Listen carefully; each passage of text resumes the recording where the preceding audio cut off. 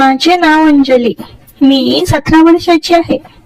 घरचे सर्वजण लग्नाला गेल्यावर बाबांनी मला एकटीला भीती लागेल म्हणून त्यांच्या खास मित्राला भरोसा दाखवून आमच्या घरी झोपायला सांगितले. त्याचं लग्न झालेलं होतं. तो मामा ड्युटीवरून यायचा आणि रात्री माझ्यासोबत गप्पा मारायचा.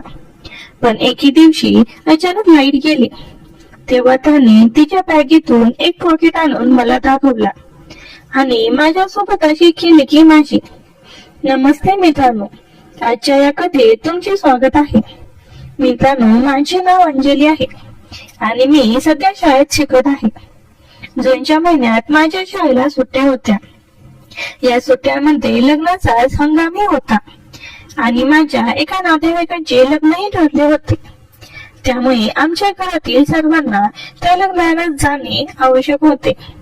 माझ्या घरातील सर्वजण जाण्यासाठी तयार होते. पण सर्वात मोठी अडचण होती ती म्हणजे घरी कोण राहणार आणि घराची काळजी कोण घेणार.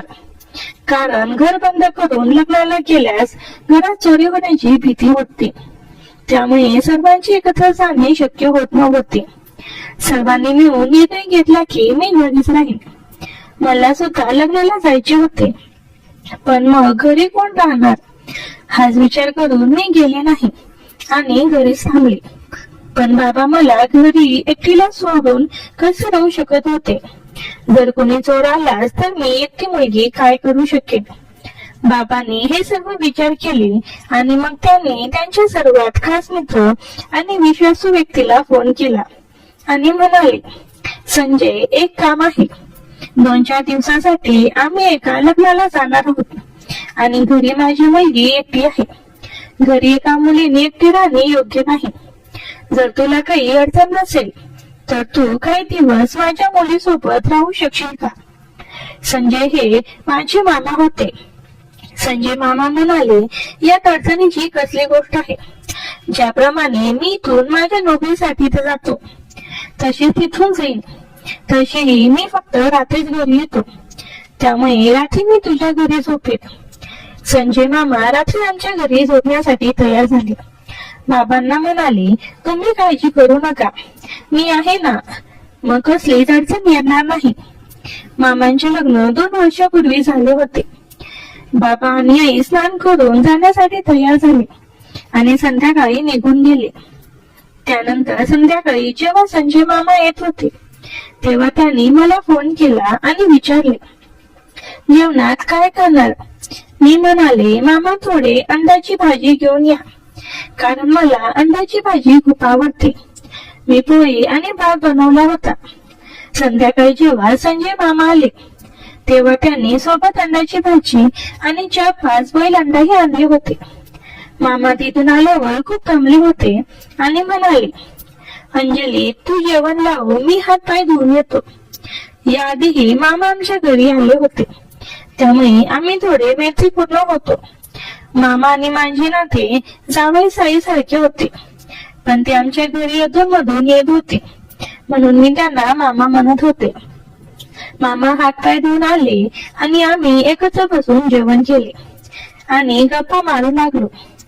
मामा मला म्हणाले, अंजली, तू आता आधीपेक्षाही जास्त सुंदर दिसायला लागलीस. तुला पाहून मला माझ्या कॉलेजच्या दिवसाची आठवण आली, जेव्हा माझी गर्लफ्रेंड होती. तीही तुझ्यासारखी सुंदर होती. तिचे डोळे तुझ्यासारखेच होते. माझ्या वर्गातील सर्व मुलं तिच्यावर मारायची, पण ती माझ्यावर फिदा होती. मामांच्या बोलल्याने मी हसू लागले आणि म्हणाले, मामा, तुम्ही तर आता सुद्धा खूप हँडसम आहात. तुमच्या आता सुद्धा गर्लफ्रेंड असतील. तेव्हा मामा म्हणाले, नाही रे अंजली, माझं लग्न झाल्यापासून मी तर एका लेज हाताळू शकत नाही. असे म्हणून मामा हसू लागले. त्यांचे बोलणे ऐकून मी सुद्धा हसू लागले. मी मामांना म्हणाले, मामा, दूध प्याल का. मामा माझ्याकडे पाहू लागले आणि म्हणाले, हो, जर असेल तर थोडे आण. मी किचन मध्ये जाऊन दूध आणले आणि मामांना दिले. मामाने दूध प्याले आणि म्हणाले, अंजली, दूध किती गोड आहे, आणि मस्करी करू लागले. मी मामांना म्हणाले, मामा, तुम्ही तर रोज घरी दूध पित असाल. मामांना माझे बोलणे समजले आणि ते हसू लागले. मग आम्ही एकत्र जेवण केले. जेवणानंतर मामा फोन वापरू लागले आणि मी स्वयंपाकघरात जाऊन काम करू लागले. सर्व काम संपवून आम्ही रात्री 2 वाजेपर्यंत इकडच्या तिकडच्या गप्पा मारत राहिलो. मामा इतके छान होते की गप्पा मारताना वेळ कसा गेला हे समजलेच नाही. त्यानंतर मी माझ्या खोलीत झोपायला गेले आणि मामा त्यांच्या खोलीत झोपले. सकाळी मी लवकर उठून मामांसोबत नाश्ता बनवायला लागले. पण मी पाहिले की मामा अजून उठले नव्हते. मी मामांना हाक मारायला लागले आणि म्हणाले, मामा तुम्हाला उशीर होतोय, उठा. पण कदाचित रात्री उशिरा झोपल्यामुळे मामा गाढ झोपेत होते आणि त्यांना माझा आवाज ऐकू आला नाही. मी मामांच्या खोलीत गेले आणि त्यांना उठवायला लागले. मग मी मामांवरील चादर ओढली.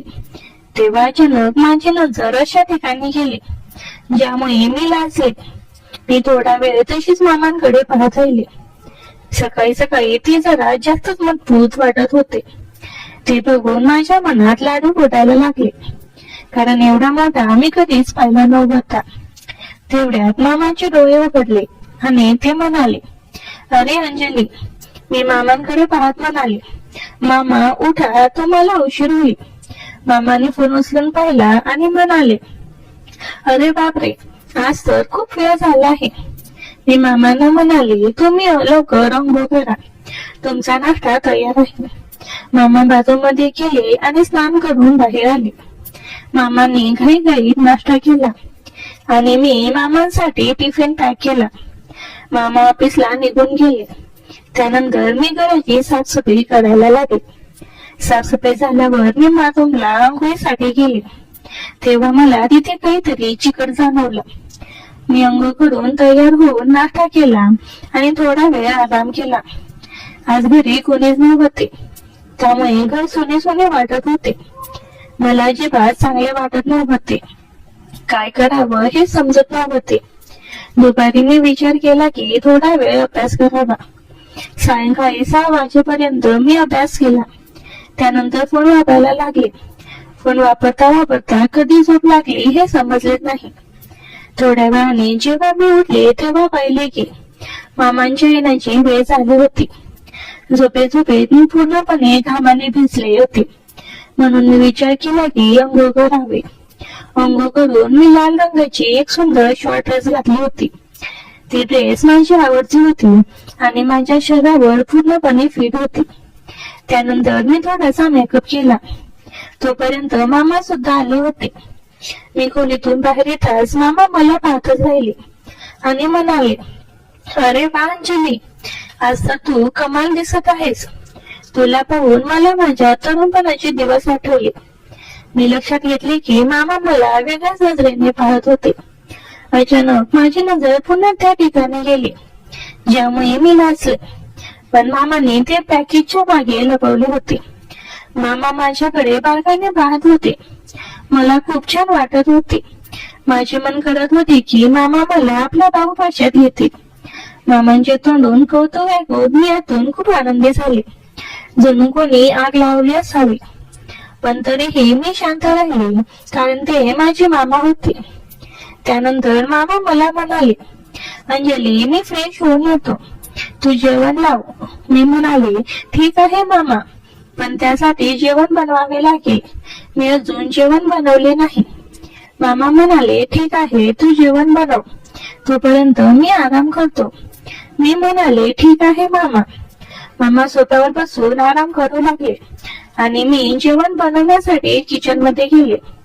जिथे मामा बसले होते तेथून किचन दोन स्पष्ट दिसत होते. मी वारंवार मागे होऊन पाहिले तर मामांच्या नजरा माझ्यावर टेकून होत्या. त्यांची पाने मला खूप आवडत होती, कारण मामा याआधीही 4-5 वेळा घरी आले होते. त्यामुळे ते माझ्याशी खूप मोकळेपणाने बोलायचे आणि मला त्यांच्या सोबत वेळ घालवायला आवडायचे. त्यामुळे त्यांच्याशी पाने मला सुद्धा आवडत होते. मी जेवण बनवत होते तेव्हा लाईट गेली. त्यातच इतकी उष्णता होती की मी पूर्णपणे घामाने भिजले होते आणि आता अंधारही झाला होता. मला अंधारात खूप भीती वाटते, म्हणून मी मामाला हाक मारत भिंती पकडून हळूहळू हॉलकडे जाऊ लागले. मामा पण पुढे आले अंधारात काही दिसत नव्हता. मी चालत चालत थेट मामाकडे जाऊन पोहोचले आणि अचानक माझा हात मामाच्या त्या ठिकाणी लागला. मामा म्हणाले, अरे अंजली, तू इथे आलीस, आणि मला बेडवरती बसायला सांगितलं. मी बेडवरती जाऊन बसले. तोपर्यंत मामाने त्यांच्या मोबाईल शोधून टॉर्च चालू केली आणि मग आम्ही सोबत किचन मध्ये गेलो. मामा मला म्हणाले, अंजली, आज खूप गरमी आहे. मी म्हणाले, हो मामा, आणि आता तर लाईट गेली. माझ्या घरी इन्व्हर्टरही नाही. मामाने मला टॉर्च दाखवली आणि मी एक मेणबत्ती पेटवून किचन मध्ये ठेवली. मामा म्हणाले, अंजली, तू पूर्णपणे घामाने भिजली आहेस, तर मी थोडी मदत करू का? मीही खूप त्रस्त झाले होते, म्हणून मी हो म्हणाले. मामा जेवण बनवण्यात माझी मदत करू लागले आणि मी मामाने मिळून जेवण बनवले आणि गप्पा मारत राहिलो. थोड्याच वेळात लाईटही आली. मामा माझ्याकडे पाहू लागले. घामाने भिजल्यामुळे माझे शरीर स्पष्ट दिसत होते. मीही आता थोडे त्यांच्याकडे वळले, जेणेकरून ते मला नीट पाहू शकतील. मग मी मामांना म्हणाले, मामा, तुम्ही आराम करा, जेवण जवळपास तयार आहे. मामांनी माझ्याकडे पंखा वळवला आणि आराम करू लागले. थोड्या वेळाने जेवण बनवून तयार झाले. किचन मधील काम संपल्यावर मी विचार केला की अंघोळ करावे. मामा सोफ्यावर बसून आपले काम करत होते. मी मामांना म्हणाले, मामा, मी अंघोळीला जात आहे. मामा म्हणाले, ठीक आहे. मी अंघोळ करून एक शॉर्ट फ्रॉक घातली, जी मामांनीच मला माझ्या वाढदिवसाला भेट दिली होती. आज जेव्हा मी ती शॉर्ट ड्रेस घालून आले, तेव्हा मामांचे डोळे उघडीचे उघडे राहिले. मामा मला पाहून खूप खुश झाले आणि म्हणाले, ही तर ती ड्रेस आहे ना, जी मी तुला तुझ्या वाढदिवसाला दिली होती. मी म्हणाले, हो मामा, तुम्ही दिलेली ड्रेस मला खूप आवडली. मामा म्हणाले, तू या ड्रेस मध्ये खरंच खूप सुंदर दिसत आहेस. तुझ्याकडून नजर हटवाविषयी वाटत नाही. मन करते की तुला असंच पाहत राहावं. त्याचे बोलणे ऐकून मी लाजून मान खाली घातली. मग मी आणि मामाने मिळून जेवण केले आणि खूप गप्पा मारल्या.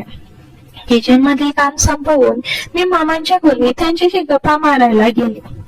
थोड्या वेळाने गप्पा मारताना अचानक मामा जोरात म्हणाले, अंजली, तुझ्या कांद्यावर कॉक्रोच आहे. यावर मी खूप घाबरले आणि घाबरत धावून जाऊन मामाच्या गळ्याला मिठी मारली. मला खूप भीती वाटत होती.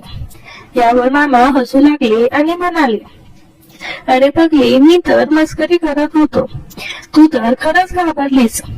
मी म्हणाले, मामा, असली कसली मस्करी पुन्हा कधी करू नका. मला कॉक्रोचची खूप भीती वाटते.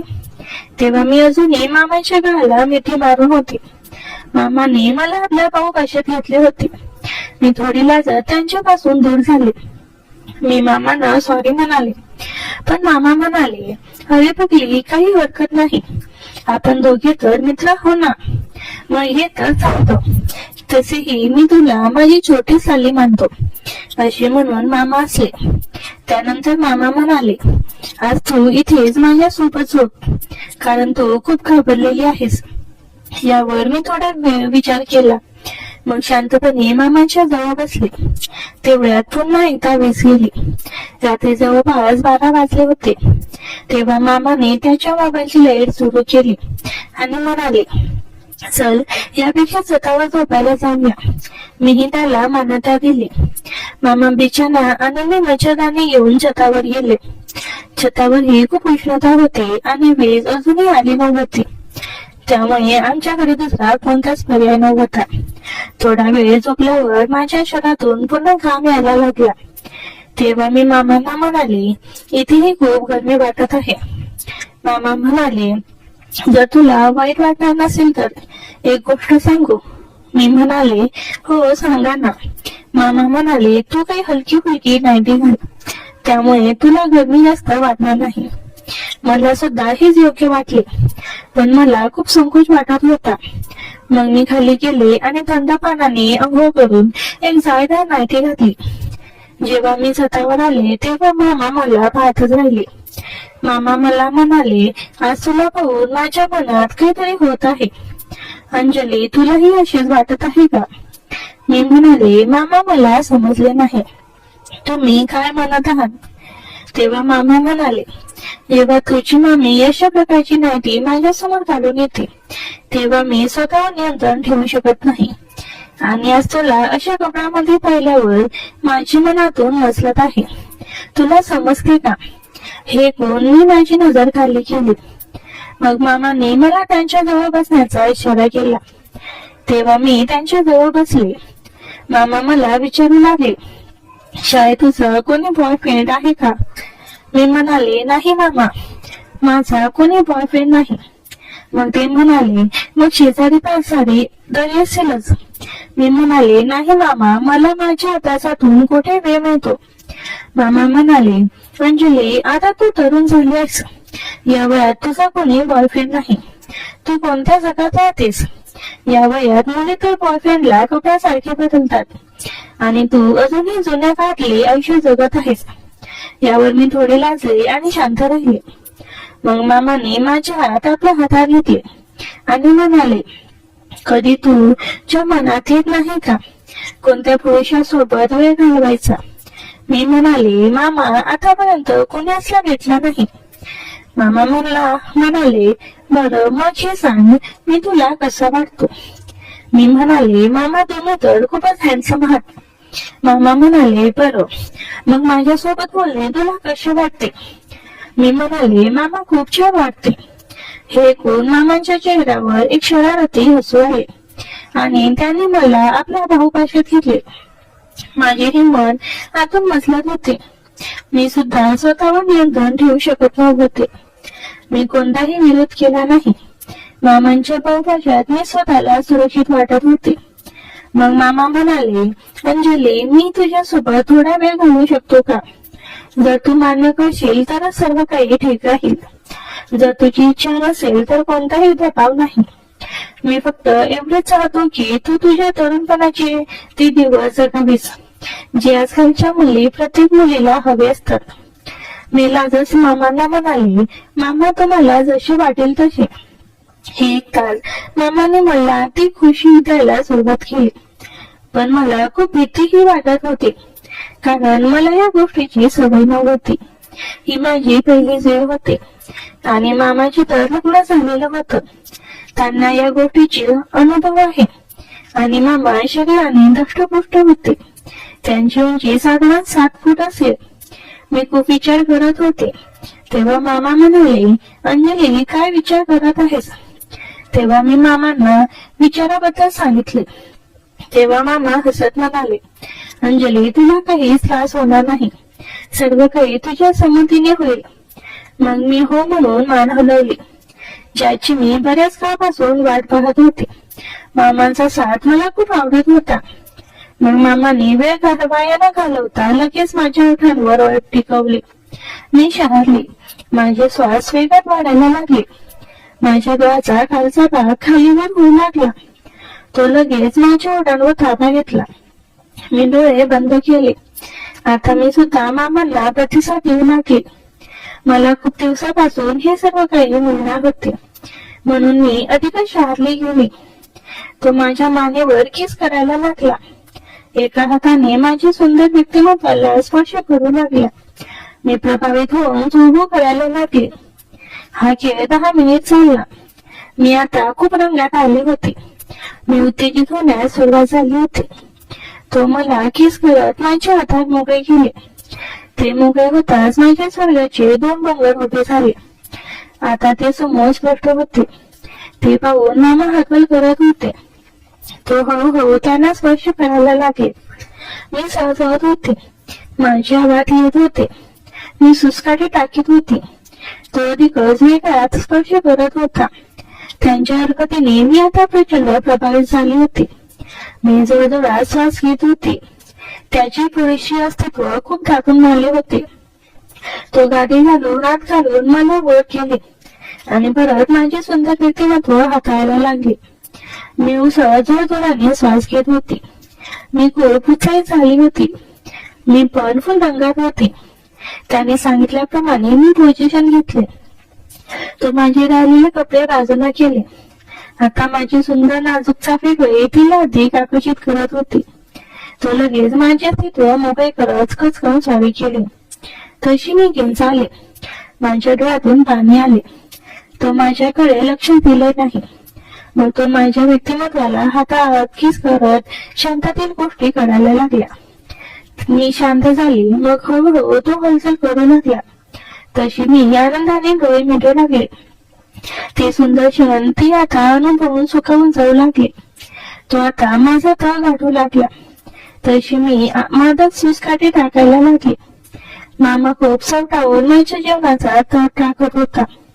आम्हाला ना त्याचा काही भाव राहिला नव्हता, कारण मला पण एक अप्रतिम सुख मिळत होतं.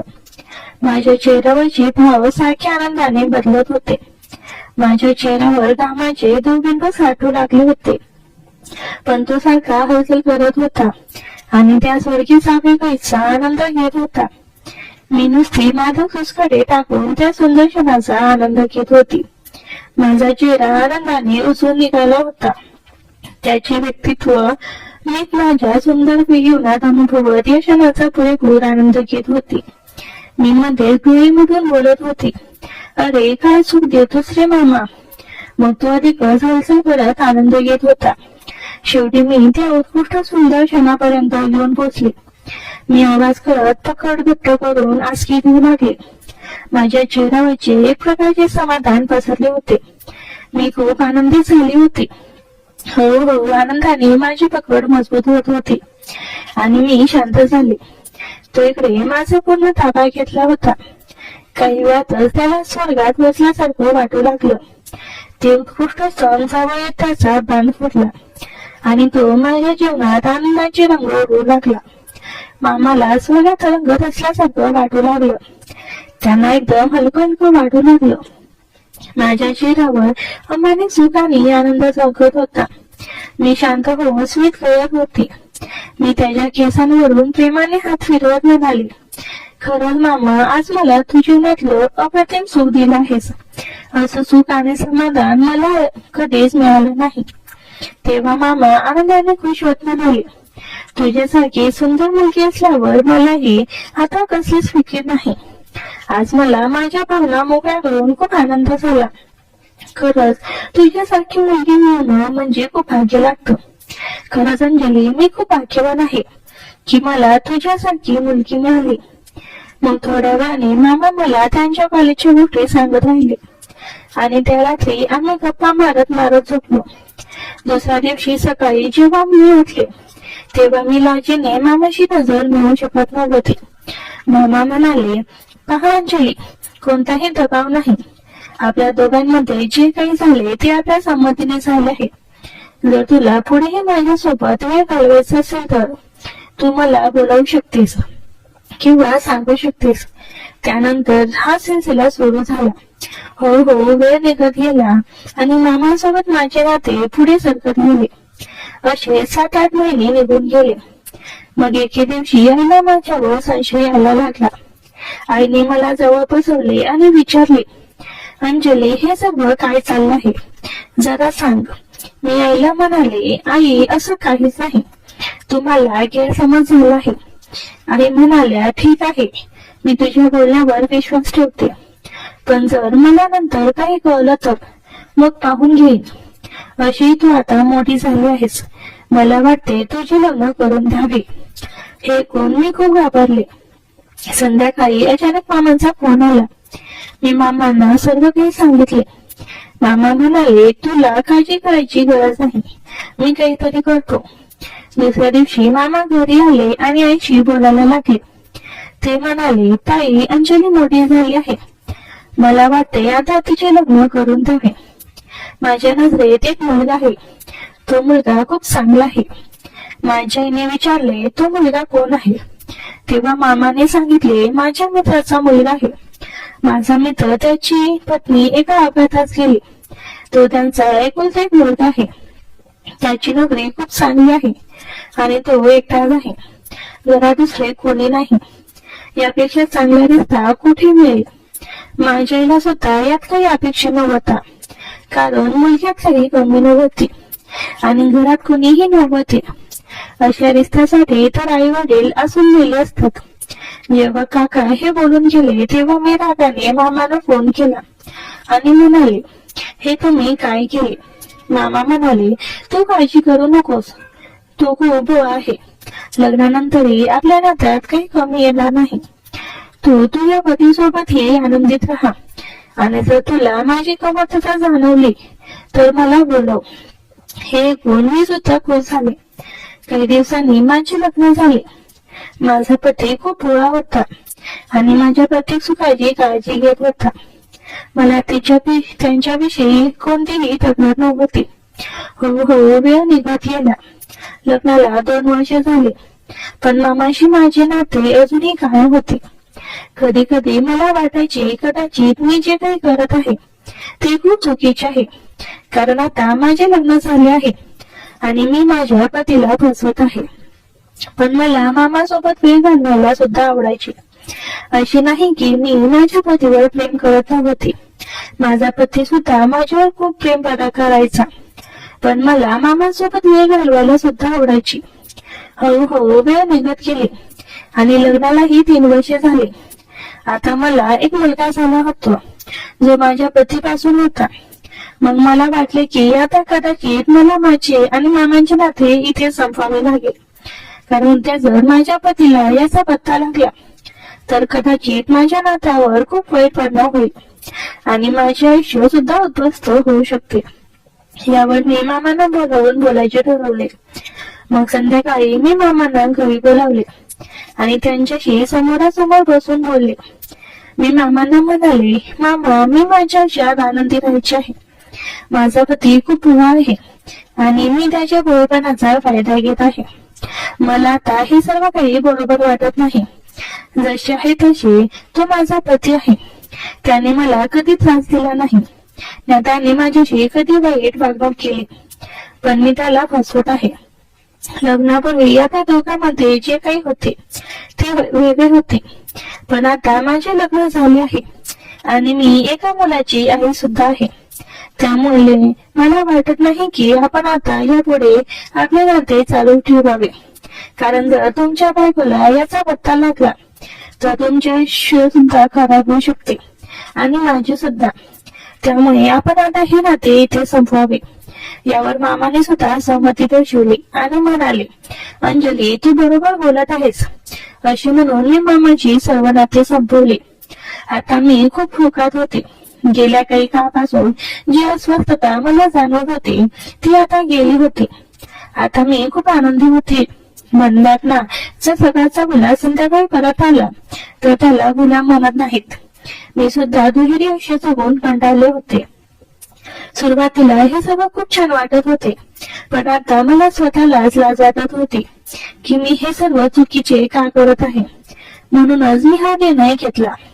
तर मित्रांनो, तुम्हाला ही कथा कशी वाटली कृपया कमेंट करून सांगा आणि आमच्या चॅनलला सबस्क्राईब करा. धन्यवाद.